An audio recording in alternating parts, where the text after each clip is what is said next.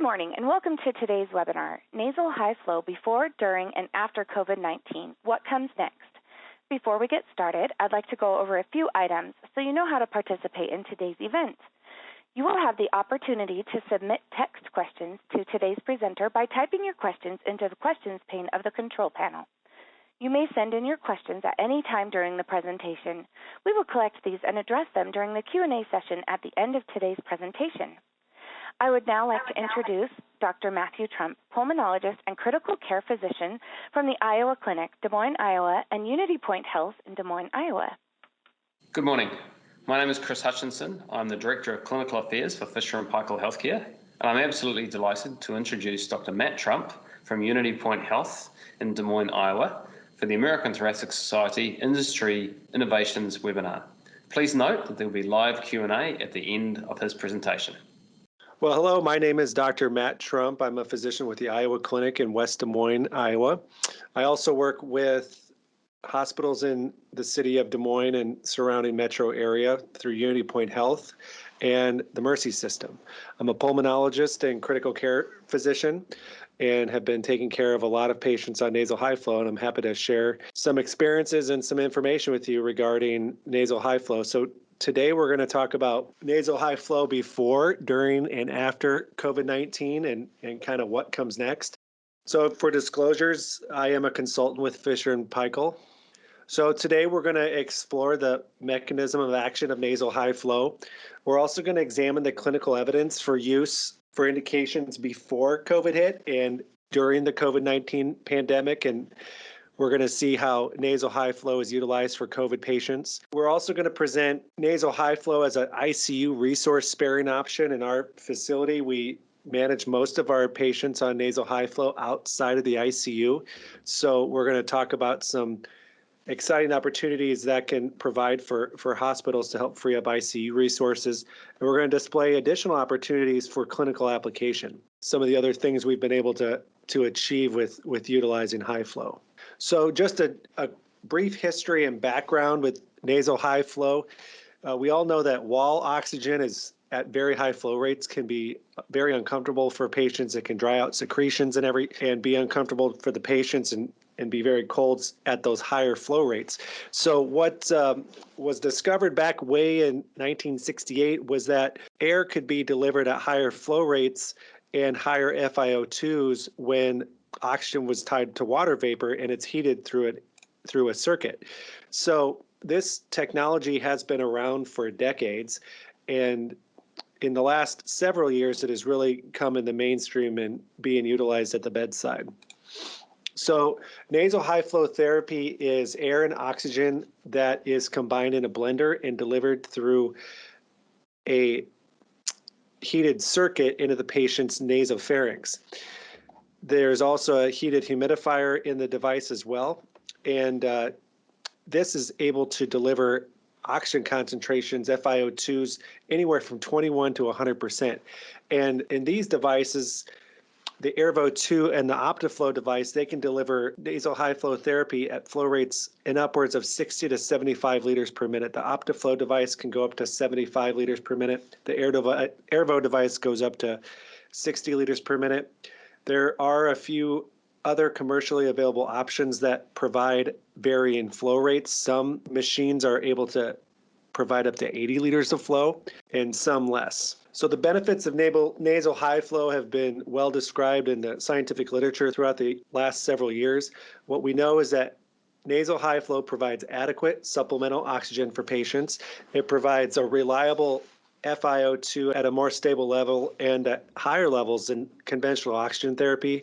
It also reduces entrainment of room air, which can decrease the amount of FiO2 a patient is actually receiving.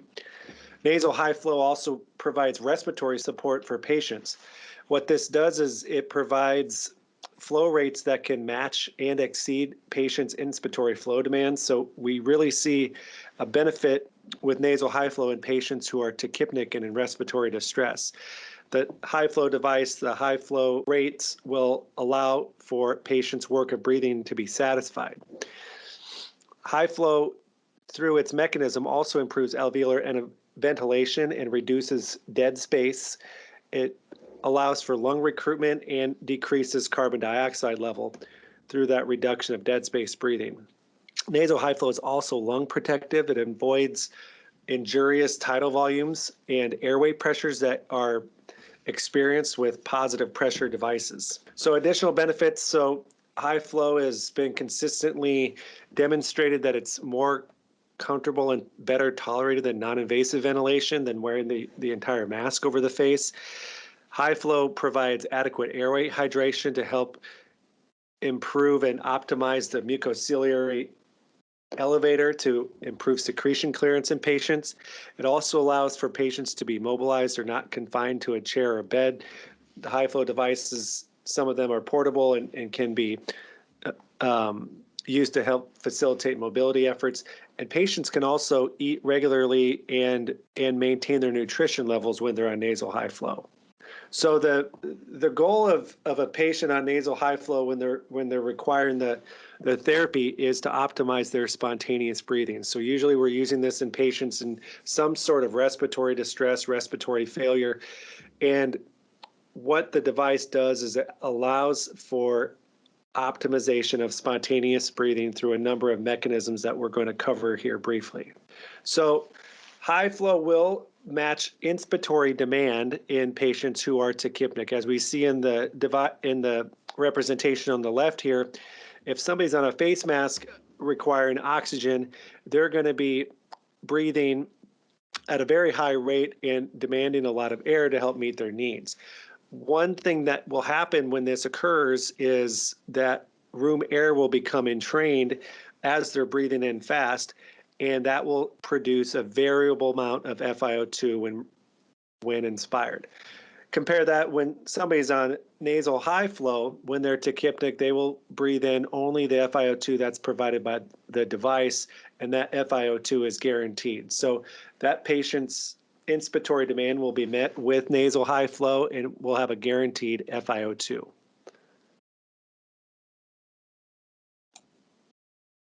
What nasal high flow does is it provides a slight amount of airway pressure, and that heated circuit delivers the air and water vapor mixture to the patient's nasal pharynx.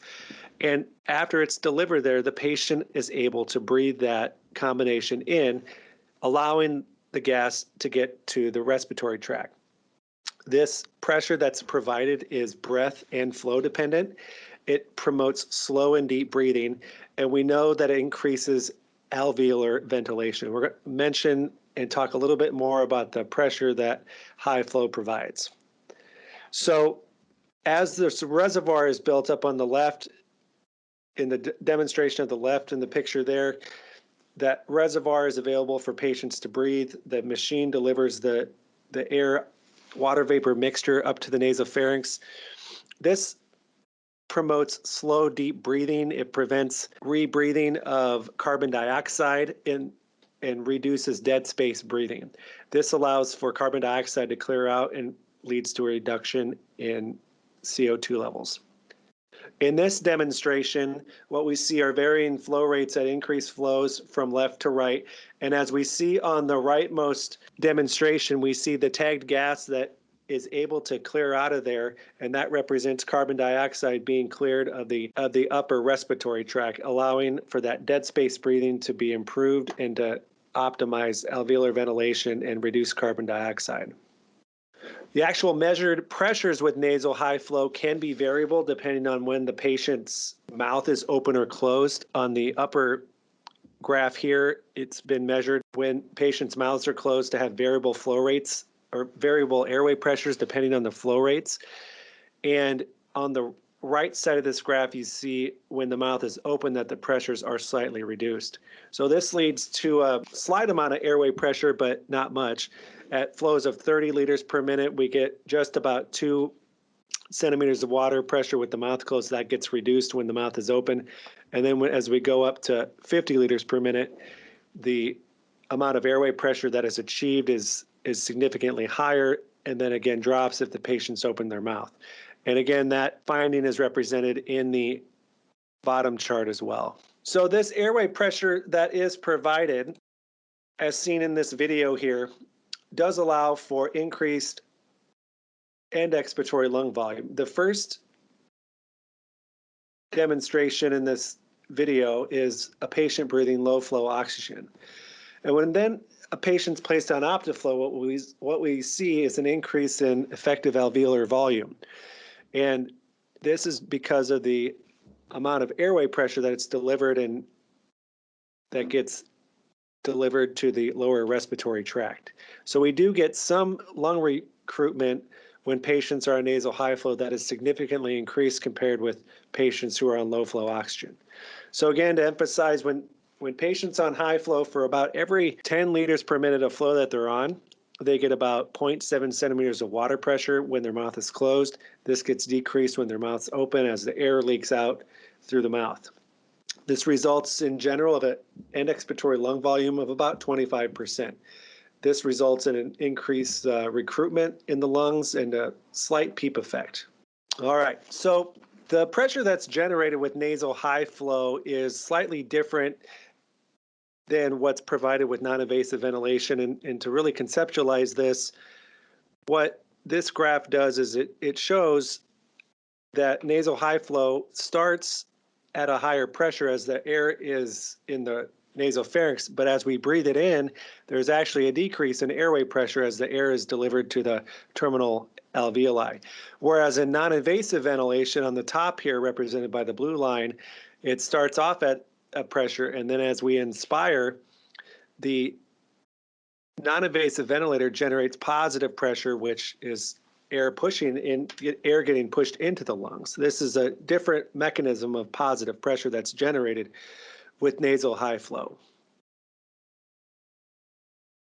So this nasal high flow therapy is actually lung protective because as it reaches the alveoli, there's very little pressure that's exhibited on the air sacs. Nasal high flow also, again, provides optimal humidity, which emulates the balance of heat and natural humidity that the lungs need to maintain that effective mucociliary elevator. This allows, number one, for the patients to breathe the air comfortably, but it also helps aid in secretion clearance. So there's again, a number of physiologic benefits, and this demonstration here, this chart is a great summary that was published in 2017 by Dr. Maury, and I always encourage people to read through this article and review to really encompass all of the benefits that nasal high flow therapy has. So again, the first thing is it helps humidify the gas, and number two, it helps wash out the upper airways, reducing dead space breathing and reducing minute ventilation requirements and reducing respiratory rate. The inspiratory flow rates allow for nasal pharynx resistance to be overcome to deliver the gas through the upper nasal pharynx and into the lungs. The positive airway pressure allows the lungs to get recruited in the atelectatic areas, optimizing alveolar ventilation. And we also get reduction in entrainment of ambient air, and we get a guaranteed FiO2. All this results in increased comfort and tolerance. There's an offloading of the diaphragm and less airway injury and lung injury that is used when nasal high flow is utilized. So how do we know the proper settings for patients who are on nasal high flow? Well, in most of the studies, the patients who are treated with nasal high flow who are in hypoxic respiratory failure, most of them have been evaluated utilizing at least 50 liters per minute of flow. And this chart was a comprehensive review of 52 randomized control studies investigating patients with nasal high flow in various conditions. And 85% of them report flow rates of greater than 45. We always start at our institution patients on at least 50 liters per minute. And what we find, especially in adults, is that this is what's really needed to help match and maintain their inspiratory flow demands when they're in respiratory distress. So how about when the effects of nasal high flow are seen, how long is it going to take for us to know if this therapy is effective and if it's going to be what the patient truly needs? Usually within about 30 minutes, we'll see the end results. By that time, we'll definitely see improvement in oxygenation and a reduction in respiratory rate. But really what we'll also see over that time usually is a reduction in accessory muscle use for breathing. Patients usually will, when they are responding to this therapy and the other treatments they're receiving, they should improve by about 30 minutes. So as we are managing folks on nasal high flow, what we typically do is we'll increase or decrease the flow rate based on their work of breathing. So if 50 liters of flow is not enough to match that demand, we can increase it if we need to. Then as patients are getting better, we also reduce their flow rates accordingly.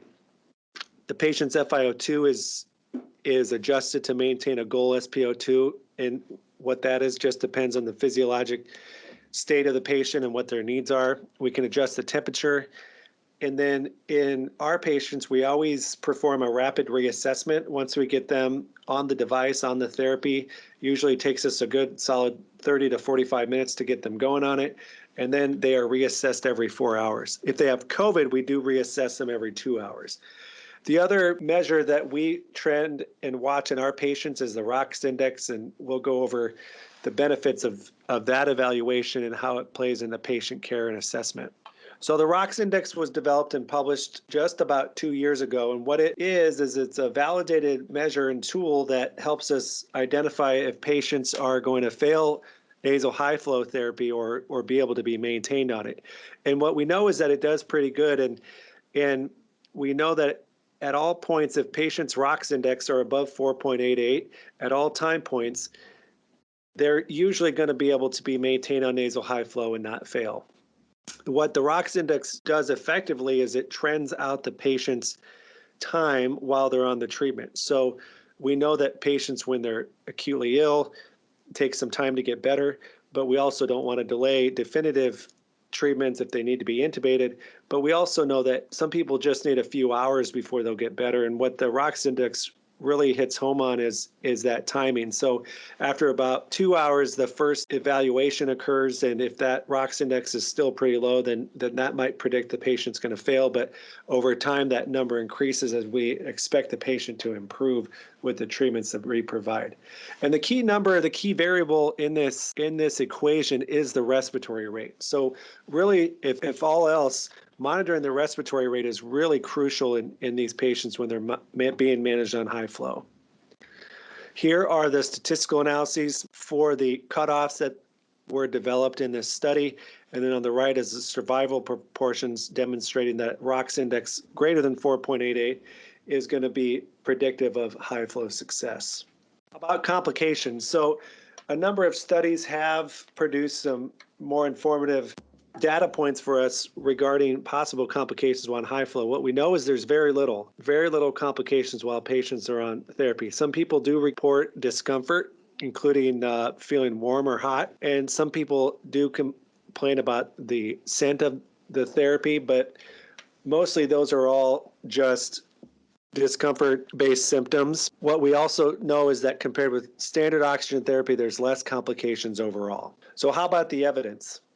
Well, the evidence for use of nasal high flow in acute hypoxic respiratory failure has really exploded in the last several years. And there was a very nice comprehensive review in April 2020 published in Respiratory Care regarding all the scientific studies reviewed and a really comprehensive evaluation of the science behind nasal high flow usage. What we know based on all these studies is in acute hypoxic respiratory failure compared with conventional oxygen therapy, nasal high flow reduces the risk of intubation, especially in patients who have mild hypoxemia. We also know that compared with conventional oxygen therapy, nasal high flow reduces the risk of intubation in patients who are immunocompromised. And these are the forest plots that demonstrate that nasal high flow therapy reduces the risk of need for invasive mechanical ventilation and reduces risk of other escalation of therapies. Nasal high flow is also used in the post-extubation phase in patients who there is planned extubation and low risk. Compared with conventional oxygen therapy, nasal high flow does have a mortality benefit present and reduces the risk of developing post-extubation failure. As analyses have been pulled together, the reintubation rate of these patients has not shown to be beneficial with nasal high flow compared with conventional oxygen therapy. In post-surgery patients, nasal high flow compared with oxygen therapy, there's a mixed amount of literature shown, but there does appear to be some benefit with using nasal high flow. And especially in high-risk patients, nasal high flow is an effective tool to use in patients who will need additional respiratory support after getting extubated. And when it's been compared with non-invasive ventilation, there was actually a very nice study done in JAMA in the last year or so that showed high flow being used alongside non-invasive ventilation at the same time to help support the high-risk patient and avoid post-extubation failure. And what we see is patients might need a little more assistance with non-invasive ventilation, but that's hard to tolerate. And intolerance continues to be a big issue for these patients. So we give them breaks to let them rest on nasal high flow, let them eat, and provide that additional support that they need to optimize their chances for complete liberation off the ventilator. We also know that nasal high flow is an effective means for pre-oxygenation prior to intubation, especially when compared with conventional oxygen therapy. Non-invasive ventilation with the positive pressure is probably a little bit more effective at reducing complications, but nasal high flow still can be effective. And typically what we do is if somebody's on nasal high flow and they're failing, we will just proceed straight to RSI, and as long as their pre-oxygenation status is adequate. COPD is a very common condition that patients have in the hospital who are hospitalized.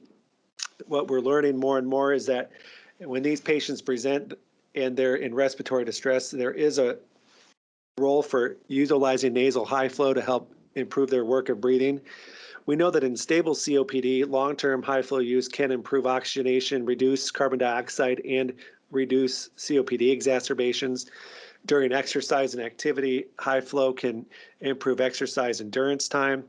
And during COPD exacerbations themselves, high flow can be used as an alternative to non-invasive ventilation, but we definitely need more evidence to help understand this concept a little more. But we definitely use high flow in our patients in our facility with COPD exacerbations. As long as they're not in severe ventilatory failure, we are able to get them supported substantially enough. And we'll talk about later how we manage most of these patients on the medical floor and out of the ICU, sparing our resources. And then patients with COPD who are extubated are at significant risk for reintubation and post-extubation failure, and using nasal high flow can be used as an alternative to non-ventilation to facilitate liberation. So how about COVID-19? Where does nasal high flow factor into the treatment in patients with COVID-19? Well, we know very well that COVID-19 is a respiratory illness. The symptoms mostly include fever, mucus production, cough, and shortness of breath. When people come to the hospital, it's usually because their disease has progressed and they're developing severe acute hypoxic respiratory failure and pneumonitis from COVID-19. And there's a lot of evidence emerging for the role of nasal high flow. So nasal high flow at first wasn't utilized a whole lot early on in the COVID-19 pandemic in the United States, especially in certain parts of the country. What typically was the practice was when these patients presented, if they got to requiring more than 6 liters of nasal oxygen therapy, they were intubated early. This quickly overwhelmed hospital. It led to prolonged ventilator times and occupied a significant amount of resources and came along with a very high mortality. And a lot of the centers that reported their data did have low nasal high flow use at baseline. There was concerns about infectious transmissions to healthcare workers when the patients were not intubated. So it was thought that intubating the patient could hopefully mitigate some of the infections concern risks. But we also know that a lot has changed. We've learned a lot about COVID-19 throughout the last year, and we're going to talk about how the practice has evolved and how high flow can really help these patients without having to manage them on an invasive mechanical ventilator. So what's really important to understand with COVID-19 respiratory illness is that there's typically two separate kinds of pneumonias that develop. Early on, we get this type L pneumonia, which is a low elastin state. What they have is a low ventilation perfusion ratio. Lung weights are low and there's low lung recruitability. These patients typically are the ones who are very hypoxic, but not very tachypnic, and respond very well to oxygen therapy and respond very well to nasal high flow. What we want to do with these folks is to protect their lungs, allow them to heal, and not try to subject them to potentially injurious positive pressure.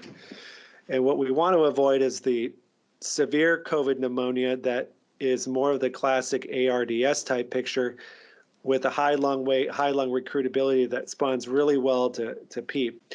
What we've been seeing more and more is that this is a very, very lethal situation for patients. It's very hard to recover from. So again, as Dr. Gattione described, he shows two pictures. One in the upper part of this slide, level A, this is that early on COVID pneumonitis, acute hypoxic respiratory failure. We don't see a lot of opacities. We still see some, but these patients are the ones who present hypoxic and usually a lot of times require more oxygen than the conventional devices can provide effectively. And in B, what we see is that when patients get very severe, they get atelectasis, they get severe ARDS, and those are the ones who respond to additional therapy in the ICU, including prone positioning and high PEEP levels and lung protective ventilation. So really, we want to try to intervene early on, give them the respiratory support we need, give them the medications they need to help prevent going into severe ARDS. Well, we also know that intubating early really not only overwhelmed ICUs, but also was associated with significant severe complications in patients. This investigation was just recently published, and it demonstrated the complications that occur when patients are intubated early with COVID-19. What we saw and what we continue to see are increased levels of bacterial infections, increased length of stay, and a significantly higher mortality in patients who are intubated at first with their COVID respiratory illness. And this was a study out of France, and what they noted in their report was that they received patients who were intubated and came into their facility, or early on, sometimes patients got intubated early, and what they really realized quickly was that their ICUs got overwhelmed, and they also realized they could manage a lot of these patients on non-invasive respiratory support devices such as nasal high flow.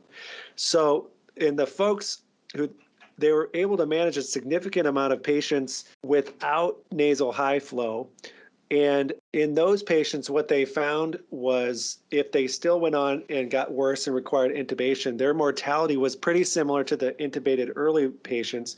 But the vast majority of their patients were able to have a significant amount of patients be managed without having to go on an invasive ventilator, and most of them use nasal high flow. So what we know is that intubating patients who have COVID can be lethal. It's associated with a higher mortality, and every effort we can to try to manage them without intubating them, if possible, should be taken. And nasal high flow fits well into that management support consideration.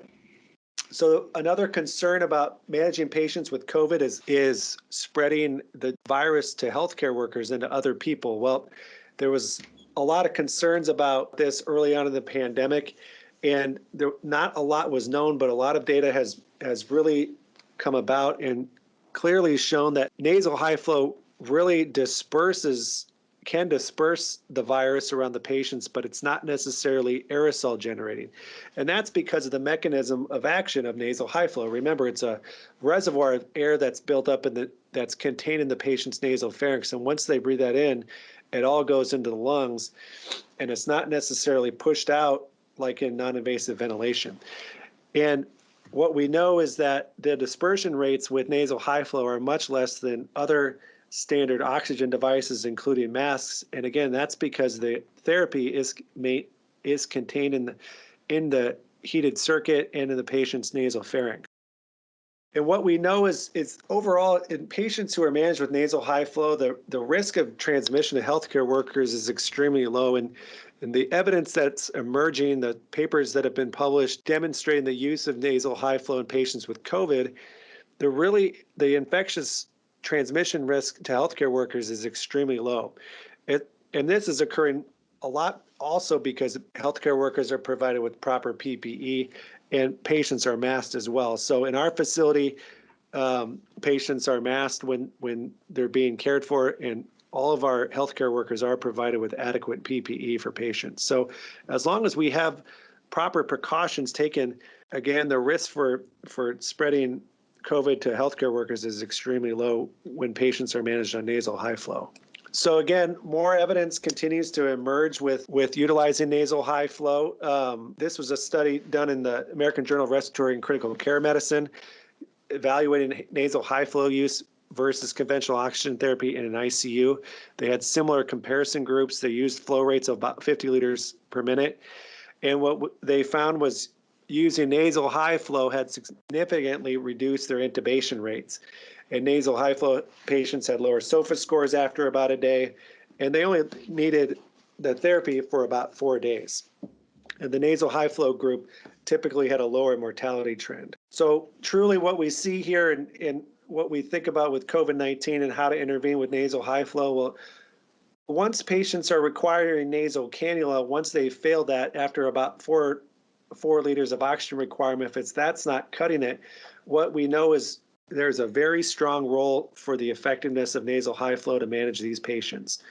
Face mask oxygen does not work as well as nasal high flow, and it's potentially more risky to spread to healthcare workers. We also know that non-invasive ventilation can also injure the lungs and spread the virus to healthcare workers as well. And we know that invasive mechanical ventilation is potentially problematic because of the lung injury that can occur and all the complications that can occur when the patient's on the ventilator in the ICU for sometimes weeks at a time. So nasal high flow really should be utilized early on when patients got severe hypoxic respiratory failure with COVID, and it is an effective therapy. So a number of publications have also looked at how we evaluate patients with COVID, and the ROX index was developed before COVID happened, and it was looked at in all patients. And so a couple of investigators have looked at the ROX and applied it to patients with COVID. We actually use the ROX index a lot in our facility to help guide our treatment and our decisions of whether or not to intubate somebody with COVID. Should we do it early or should we wait? And ROX is effective, but what we see is some folks have identified higher ROX index levels for patients who have failed nasal high flow therapy, needed intubation. The investigation on the left in intensive care medicine that was just published did identify a ROX of 5.37 at 4 hours. That could predict failure. And what we see though is with patients with COVID is a lot of them are very hypoxic, but not very tachypnic. And so once they do become significantly tachypnic or they continue to be tachypnic, that is a sign of concern and should prompt further monitoring, further evaluation of the patients, at least a closer eye on them. And then as the graph on the right demonstrates, a respiratory rate of 26 after 30 minutes better predicted failure than the ROX index. Again, we use all sorts of data points when we evaluate our patients. We manage most of them on the floor with ROX index and monitoring their respiratory status by respiratory therapists to know when we might need to intervene. But additional information on ROX is emerging as we monitor and manage our patients with COVID. So how about next? What's next with COVID? So we know that with nasal high flow, it's an effective treatment for patients with acute hypoxic respiratory failure in a variety of situations, post-extubation in patients with respiratory distress, pre-intubation patients with COPD. What comes next now that as COVID has hit and hopefully going to improve, how else can we utilize nasal high flow in taking care of our patients? So one thing I wanted to highlight with this talk today is that nasal high flow therapy can be used outside of the ICU, and it's a very effective treatment that is also safe to be utilized. So in our facility, we manage the vast majority of our patients who are on nasal high flow are outside of the ICU. And this has freed up a significant amount of resources in our hospital in the ICU. And this has allowed for us to manage more patients on ventilators, manage more complicated surgical patients who need those resources. So managing those patients who definitely need the ICU, who have additional organ failures and need additional life support options, not just extra oxygen. So what we found in our facility when high flow was first utilized about 4 or 5 years ago was most of these patients were just hypoxic. They could be up and walking around, and we thought there was definitely a role for managing these patients outside the ICU. So we developed a protocol and we studied it. And what we found was that outside the ICU, nasal high flow use when delivered per protocol is safe and effective. Most of the patients that we looked at in our study, 66% at least, avoided the ICU. And overall, about 486 hospital days were spent outside the ICU. That's 486 days that patients were able to be managed without the ICU. That's a significant cost savings for the hospital and for patients, and it frees up a significant amount of resources. Most of the patients, when they're managed outside the ICU, need high flow for about 4 days. It's very safe. Only about 5% required intubation, and only about 6% non-invasive ventilation. If they did fail and require escalation, it takes about 12 hours to know that. We have monitoring in place to watch these patients and get them moved to the ICU if we need to. And overall, the mortality is very low. So most of these patients who are on high flow therapy when managed per this protocol can be taken care of outside the ICU, freeing up a significant amount of resources. So our protocol has a number of variables that we look at in managing patients outside the ICU. Our main indication is if a traditional nasal cannula does not meet the patient's flow demands or FiO2 requirements for their acute hypoxic respiratory failure or respiratory distress. We use high flow a lot for patients with COPD and asthma and are able to manage most of them without ever having to come to the ICU. We all, before we had high flow, we had a lot of situations where patients would get started on non-invasive ventilation and get turned around in about 6 hours. Well, we able to manage those outside of the ICU and not have to tie up an ICU bed with them now. We also use nasal high flow at times with our trauma patients who have rib fractures and pulmonary contusions. This is what we see is that this helps to splint open the airways and help the healing process and helps the patient breathe better. We also use it just in general if patients are having shortness of breath or have increased work of breathing, aside from hypoxia. So we have that in place if patients needed just the additional flow. We'd start our patients, or we really encourage high flow use in folks who are requiring more than 4 liters per minute of oxygen. What we can see at times is once patient goes up on oxygen, once they start having that need to need at least 2 to 4 liters of oxygen, really that's a critical time in the care of the patient and their trajectory. And if we can intervene early on with nasal high flow, we can hopefully avoid complications and further escalation. We use a PF ratio cutoff in folks when they're on the floor. And then we'll also use nasal high flow in our ED in patients with respiratory distress. Usually it's our first treatment modality. We also have our EMS squad cars equipped with CPAP machines. And if it's a patient is started on a CPAP and only requiring 7 centimeters of water pressure or less, they can be converted over to high flow once they arrive at the hospital and get the treatments that they need, hopefully can get turned around and avoid the ICU if they need to. We also use high flow to help optimize secretion clearance. So if somebody's having issues with mucus plugging in and we've exhausted all of our options, we'll sometimes utilize high flow to help promote secretion clearance.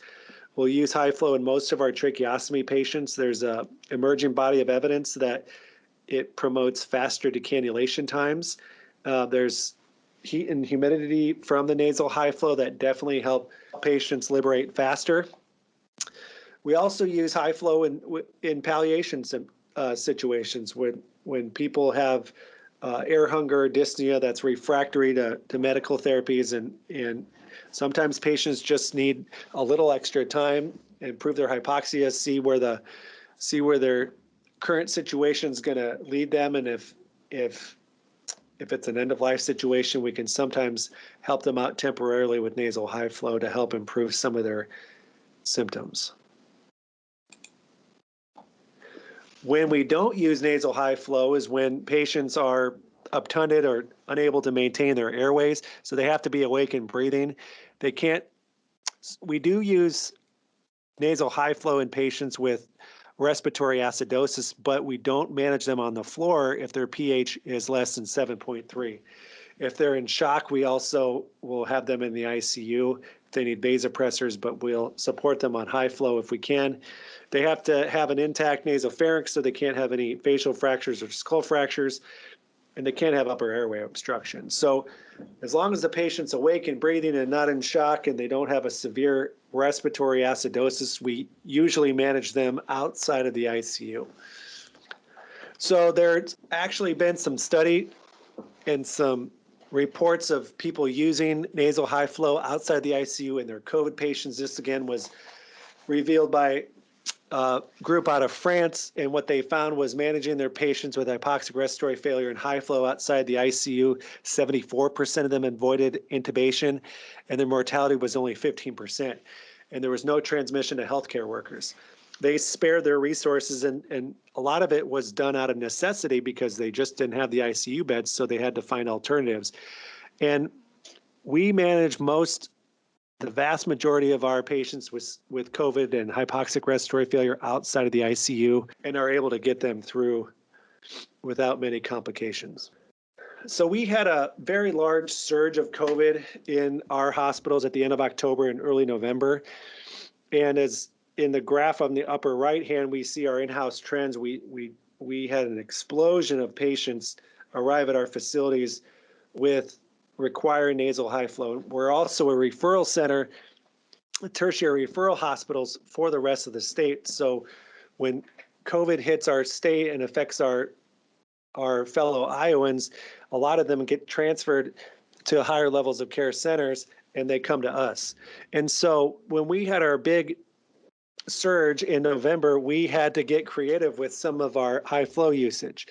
And part of it was because we had a lot of patients requiring high flow, and we exhausted our supply at one point. So not only did we have to purchase machines, but we also had to get very creative with weaning.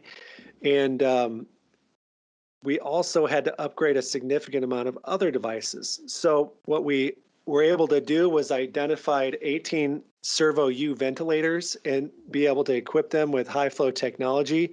And we're also able to update 23 non-invasive ventilators to provide high flow therapy, and we'll kind of get a look and see how that works. But this allows for us to transition patients back and forth between high flow and non-invasive ventilation. Sometimes high flow and invasive mechanical ventilation can also be done, and we'll kind of see how that goes. The other thing we have been able to do in our state is we've been able to provide nasal high flow on transports. So early on in the pandemic, we would again receive requests to take in patients from hospitals throughout the state, hour, 2-3 hours away. Well, they would arrive at the ER and they need extra oxygen more than they could provide. And ER providers were calling us and asking us if we wanted the patients intubated for transport. Well, we know that intubation in COVID patients and mechanical ventilation is fraught with complications. And what we were able to do was equip our EMS squad cars with high flow devices. We're able to go and get our patients requesting transfer, go pick them up, start them on high flow, and bring them to our hospital and manage them outside of the ICU. So we have one of our EMS services does have high flow unit present, and you can see that here in the middle with some oxygen tanks. And we're able to go pick up patients from outside facilities and bring them here. And not only can we do this ER to ER, but if a patient's in an outside facility and was managed on conventional oxygen and they get worse and they need high flow, they can send them our way as well. And we can go get them and pick them up and manage them on high flow. And this has been a big help to us in keeping patients off ventilators and keeping our resources spared. This is an example of a V60 non-invasive ventilator that is updated and able to transition between nasal high flow and non-invasive ventilation. Some folks need and require escalation of care to non-invasive ventilation for a variety of conditions, but sometimes they need a break and are able to be managed on nasal high flow. So these can provide even higher flow rates, 100% FiO2, and it allows us to use the same machine and not have to open up and start a new circuit. So we are able to manage a fair amount of folks with non-invasive ventilation and high flow at the same time as we switch back and forth. And again, this can also help out in post-extubation situations.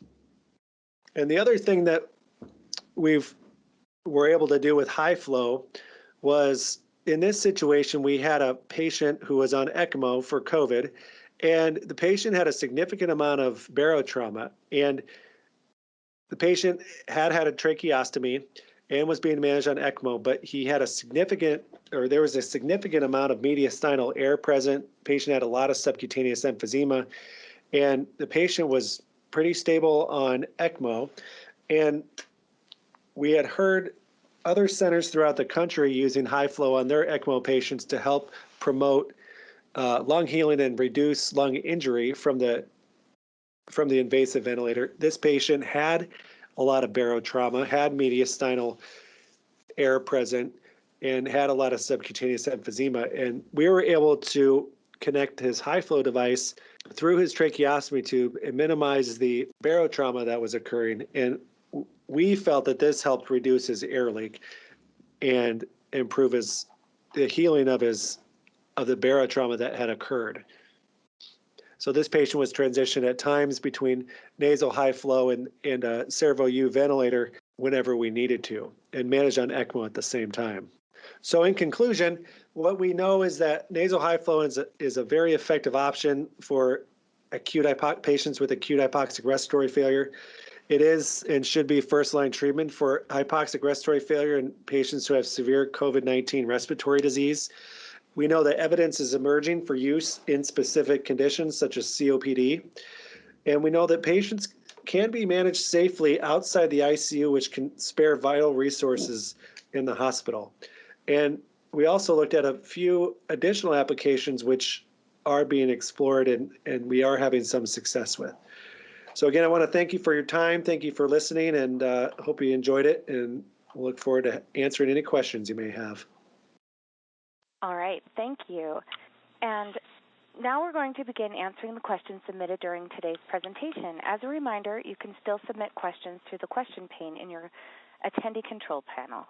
And now we'll turn it over to Dr. Trump to answer those questions. Hello, everyone. Thanks for all your questions and joining us today. So I have a few questions I'm going to run through. We have till about noon, so that's about 10 more minutes. But I'm just going to read through the questions from the audience in the box here. So the first one asks, do we observe improvement in hypercapnia in patients on high-flow nasal therapy? Yes. The answer to that question is yes. You get about a 6 millimeters of mercury difference for the most part with the washout of dead space. So you do get modest improvement in hypercapnia. And when the specific regime that we use relative to flow and FiO2 on patients, we start all of our patients on high flow on 50 liters per minute and 50% FiO2. And then we adjust based on their requirements. So if they're more tachypnic, we'll increase their flow if we need to. If they are more hypoxic will adjust the FiO2 and vice versa. So we'll typically make those adjustments, but we usually will start most of our adults on 50 liters per minute, and we're finding that that's usually pretty effective for them. So then we have a couple questions regarding the use of high flow with non-rebreather masks. And what is being observed and commented on and brought forth by some members of the audience is observing some transient improvement in SpO2 with the addition of a non-rebreather mask, and asking why that is, and if that really means we're giving 100% of FiO2. I don't really have the best answer to that question. What I would say, though, is high flow requires a closed mouth to get all the way down into the lungs. It can leak out into the mouth, and so I think what probably happens a little bit is the non-rebreather gas and the mask probably keeps a little more contained, but I'm not totally sure. What is provided by the device in the nasopharynx is 100% of FiO2. What actually gets down to the patient, however, is, again, variable, because high flow is utilized with a open system with your mouth open. So the definitive way to improve gas exchange is a mechanical ventilator. So ultimately, those folks might have to be intubated, and if they're continuing to decline. So then there was another question about high flow for OSA. So the high flow is not a good substitute for positive airway pressure in patients with obstructive sleep apnea. There's a little bit of evidence that supports that. You definitely need the positive airway pressure to overcome the upper airway resistance in patients who are sleeping with obstructive sleep apnea. So it's not a full substitute. High flow is effective in patients with OSA when they're having distress, but they'll still need CPAP, or they still may need CPAP when they sleep.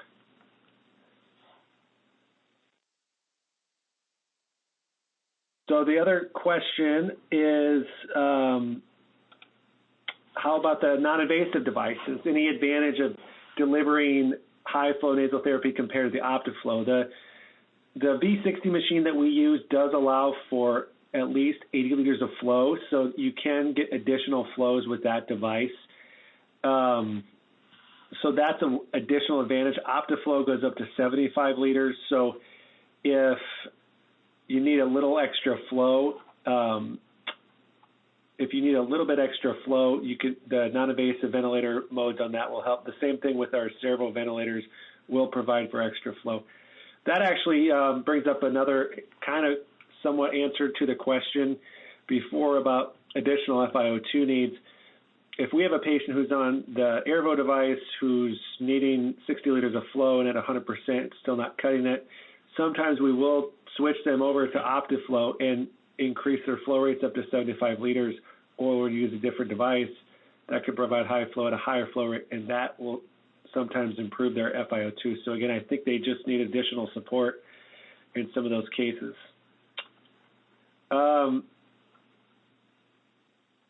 So how about nasal high flow for OSA in pediatric patients? I can't answer that. I'm sorry. I'm not a pediatrician.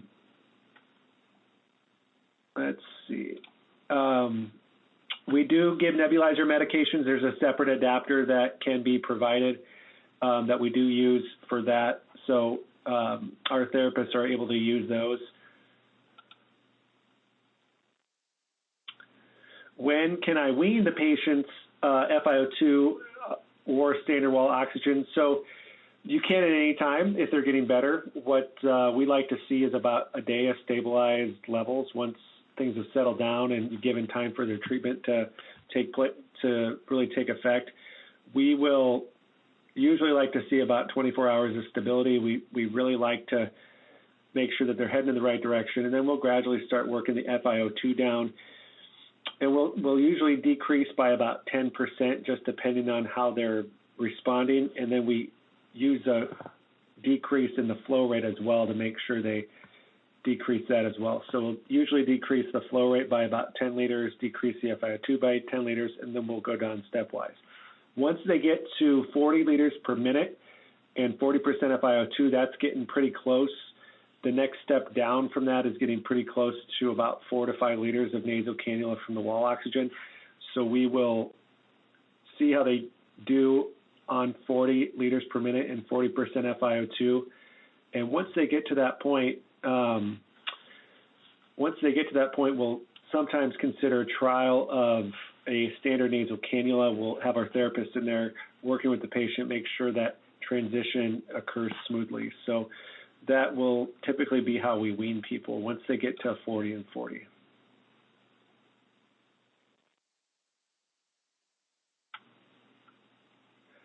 Do I have an idea of what the percent patients admitted to the hospital and put on high flow? No.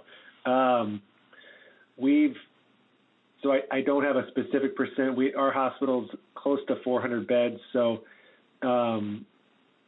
if you looked at our COVID numbers, it's a single digit amount compared to all the patients hospitalized. But again, it's not every patient admitted to the hospital is put on high flow. I do not have the direct answers to that. Any specific criteria selecting between Optiflow and Airvo? So we use Airvo on all of our floor patients, most of our ICU patients, and part of the reason is Airvo can be provided and be portable, comes with a battery, so it can be moved around with the patient. Optiflow has to be Optiflow is stationary, and so it can't necessarily allow for portability and mobility. And the other advantage to Optiflow is it does provide higher flow rates, so that can go up to 75 liters per minute. So if they are started on Airvo 60 liters per minute and they're started on Airvo and require more than 60 liters per minute, then we'll go up to Optiflow at 75. As part of your ward protocol for high flow management, is there an automatic referral to speech and language SLP for a swallowing study on therapy is the next question. No, there's a lot of good emerging evidence that the high flow doesn't that high flow does not affect or impair swallowing. If the patient has a reason for a speech and therapy evaluation, if there's a history of dysphagia, yeah, they'll get a consult for that, but not while on the high flow therapy itself. There's been some posters presented and some good data out there about the effects of speech with high flow, and it's not detrimental. How long does it take to wean completely from high flow? So our general floor patients, not COVID, it takes they're usually on therapy for about 4 days is our median time. But with COVID, it's definitely been a little longer, especially with our recent surge. We've had runs of well over a week, and up to about 12 days is our mean right now with some pretty big outliers. So COVID patients are taking a little longer, but most of the other patients, for various other reasons, it's about 4 days.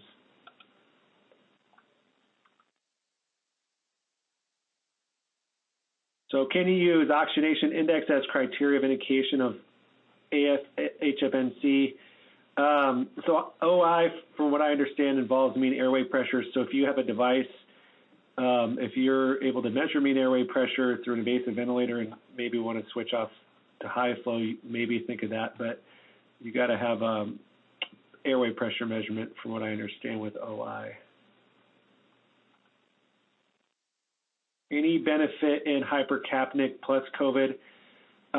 We don't have a lot of that. If we do, that might signal additional need for invasive mechanical ventilation. We probably, if somebody was very hypercapnic, would probably consider intubating them a little earlier, just because there might have some additional organ dysfunction that's contributing to the hypercapnia. And then you get concerned about non-invasive ventilation too with aerosolization. So it's possible to use high flow, but I would I would have a low threshold to provide additional experience. What is your experience with asthma and the use of high flow? I agree with your response. It says your experienced patients respond very well and prevent intubations. Yes, we have. We do go to high flow first if they're needing additional support with asthma. So that patient who's in an exacerbation or even status comes into the ER to Kipnick, they respond very well to high flow, and they have a hard time tolerating non-invasive ventilation. So putting them on high flow can provide them with the inspiratory demand that they need. And we have been able to turn around a fair amount of folks in the ER. They're so young, they just need some steroids and some time with some nebulizers and maybe on high flow. We've been able to turn a few of those around and get them out of the hospital and get them home with quick follow-up. So yes, we've had I think a fair amount of success. All right. Just thank you so much, but we have reached the end of our time for today. So thank you, Dr. Trump, for your presentation, and thank you, everyone, for attending today's webinar, Nasal High Flow Before, During, and After COVID-19. What comes next? If you have any other questions, please contact clinical.affairs@fphcare.com. Once you leave today's webinar, you will receive a survey on the presentation, and we would appreciate if you would complete that and provide your feedback. If authorized by the sponsor, the webinar will be posted to the ATS YouTube channel in about 2 weeks. On behalf of Fisher and Paykel Healthcare and our presenters, thank you for joining us today and enjoy the rest of your day. Thank you.